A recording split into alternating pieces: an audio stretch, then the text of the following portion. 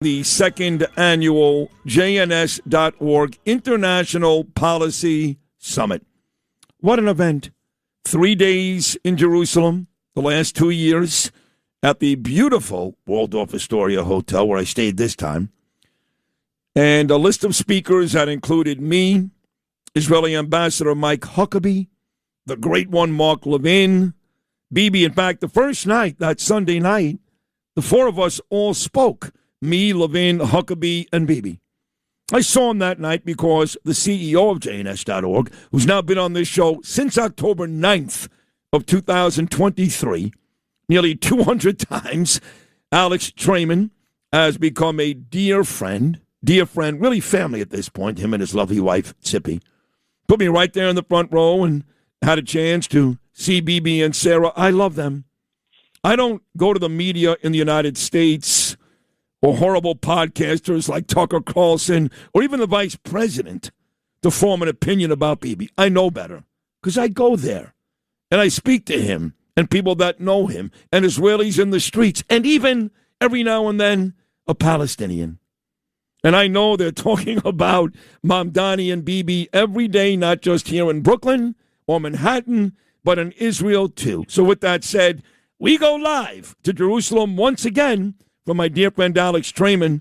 Alex, good Wednesday afternoon for you. How are you, buddy? Good morning, Sid. How are you? I'm doing great. So I know that you heard me and Bibi. It ended up in just about every Israeli publication. It was like 9 different ones, led by you, of course. You're the best, that actually transcribed that interview. And I believe that was kind of the catalyst what we see in the last 9 days, which is the back and forth between Mamdani and Bibi and Trump getting involved and all that. So how often do you guys in Israel, how much time do you spend talking about Bibi and Mamdani? Well, we talk a lot about Mamdani, I think more because of what's going on with the Jewish communities in New York and the feeling that it's no longer as safe as it used to be a Jew in the city. And we always thought that at least the authorities were with us, and now we feel for the first time that the authorities are not with us. You know, with regard to whether Netanyahu can come to the UN, that's not the first thing on Israelis' minds. But as the president said, and as the American ambassador to the United Nations said, you know, this is political theater, and the mayor of New York has no way to arrest Prime Minister Netanyahu if he comes to New York to the United Nations. And as Bibi said to me, I'm not afraid. I'm not nervous. I don't care. I mean, this guy's been dealing with some serious stuff. He gets as many, if not more, death threats than President Trump gets, right? And he's been fighting a war every day, basically, for his whole reign as prime minister in Israel. So when some little punk-ass bitch, you know, this little guy that can't even lift 100 pounds off of a bench starts to, I guess, threaten Bibi Netanyahu for Bibi, that's laughable, right? Yeah, you know, Bibi's running the affairs of state over here. He's fighting a war on 7 fronts. You know, the war continues. Things can explode between Israel and Iran any second at this point. You see that Israel's negotiating with Lebanon and still operating in southern Lebanon, still operating in Gaza. You know, so I think that Mamdani is a bit of a sideshow. But again, it's very disappointing, I think, to Israelis and to the Jews in New York that this is now the mayor. It's a very big degradation over what the situation was previously. And you would never go, Alex Traiman. You would never go because he hates us and he hates the country. I know he does. But wouldn't it be nice if Bibi just came out today and said, and oh, by the way, if Mamdani ever sets foot in Tel Aviv, we're going to arrest him. I mean, you guys can't do it either. You got no jurisdiction, just like Mamdani doesn't. But why not return the favor? Hey, Mamdani, if you ever end up in Israel for some reason, we're going to arrest you. How about that? Well, we certainly don't have to grant him a visa. Right. That's for sure. Right. And you shouldn't do that. That's true. You know, one thing that I wanted to touch on you with was a lot of the social influencers here, some of which I like, some of which I think are kind of played out at this point. But they've been talking about this clavicular guy. You know who he is? Yep. He was even on Sean Hannity's show last night. And some of the influencers here have even gone further than clavicular and said, hey, listen, if Nick Fuentes, who is a raging anti-Semite, he appreciates Hitler. He has said that time and time again. If Nick Fuentes wants to go to Israel, I'd accompany him. This is our social influencers, and they've come under fire, and they're kind of firing back at people like me. I don't want to hear that. I don't think Israel should welcome Clavicular or Nick Fuentes. It's not our job to convince all these hateful people that we're good people. They know at this point. They don't care. What are your thoughts on this new surge of influencers trying to convince all these haters that we're not such bad people? Well, the problem here is they've got so many influencers that are out there trying to undermine the U.S.-Israel relationship, which has been, one of the strongest relationships between both countries.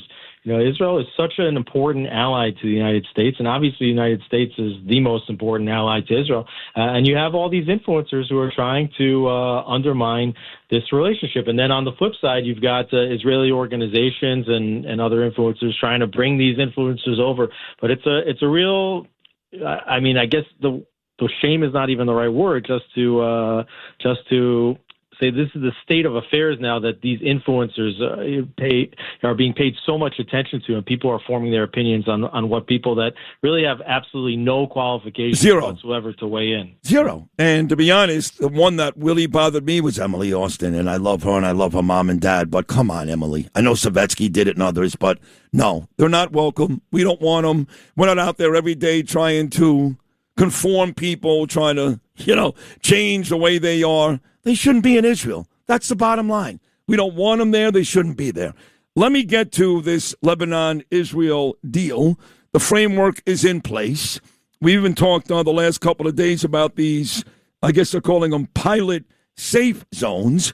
What are your thoughts moving forward with this possible peace deal between Israel and Lebanon? Well, because Israel attacked Iran and because Israel did such a great job to file down Hezbollah's capabilities, it actually created an amazing window of opportunity whereby the government of Lebanon, which is made up of multiple factions, including Christians, and the president, Joseph Aoun, is a Christian. You have Sunnis, and the prime minister of Lebanon is a Sunni. The speaker of the Lebanese parliament is a Shiite Muslim who's affiliated with Hezbollah. And by the way, that the president you just talked about was with President Trump at the White House yesterday. Correct. But now you have a circumstance whereby the government sees that Hezbollah is on the ropes, and they want help to try to file them down further. And they want to do it in cooperation with Israel. So, Israel right now controls several miles into Lebanese territory. They took all the land up to the Litani River, which is a sort of natural border between Israel and northern Lebanon, and they went even a little bit further. So now they've announced that they will retreat slightly out of two specific pilot zones to see if the Lebanese armed forces, which the President Aoun spoke so importantly about yesterday with Trump, if they can restore order in those places. If they can, you might see over time a phased withdrawal by Israel and the IDF, just as long as they can be sure that Hezbollah is not going to come in and reconstitute the territory. And what ultimately could happen is a normalization, a peace agreement between Israel and Lebanon, which would be, I think, a very important step for the region, and it's a major blow to Iran and its terror network. 100%. So we mentioned President Trump, and we've had these discussions, even dating back to when I was in Israel 3 weeks ago, that President Trump went from the most popular man in Israel, even much more popular than Bibi, to a guy that was underwater.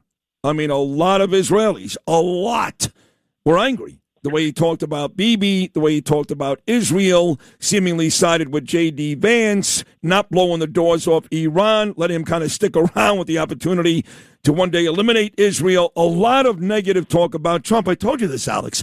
From the moment I landed, the 8 days I was there, the one question I was asked by Israeli citizens, people walking in the street, was, what happened to your guy? And I would say, listen, I said this on stage, you know that. Al Jazeera played it. Don't you dare lose hope in President Trump. I said that right there on stage. At the end of the day, he's still our best friend.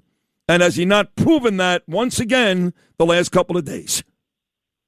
Yeah, I think Israelis can get over the bombastic talk. The president can say one day how much he loves Bibi, the next day how difficult he thinks he is.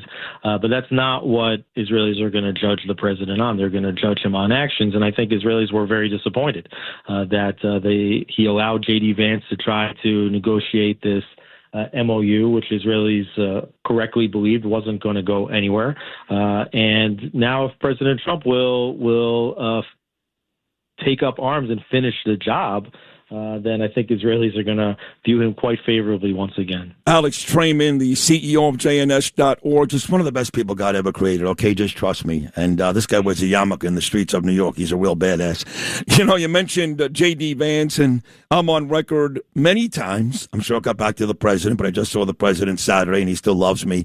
I don't like J.D. Vance even a little. I don't. I don't think he likes Israel. I don't think he likes Bibi, but I think it's even bigger than that. And it's not because I love Marco Rubio, which I do. I've been a friend of Marco Rubio dating back to his days when he won his first Senate race, and I helped him win down in Miami in 2010. I just think Marco Rubio is more professional, more ready for the job, and I think J.D. Vance does cater, at the very least, maybe not take his marching orders, but cater to ban people like Tucker Carlson, who don't like Israel or the Jews. So I'm not a big fan of J.D. Vance. I think I probably speak for most of you people in Israel when I say that, yes?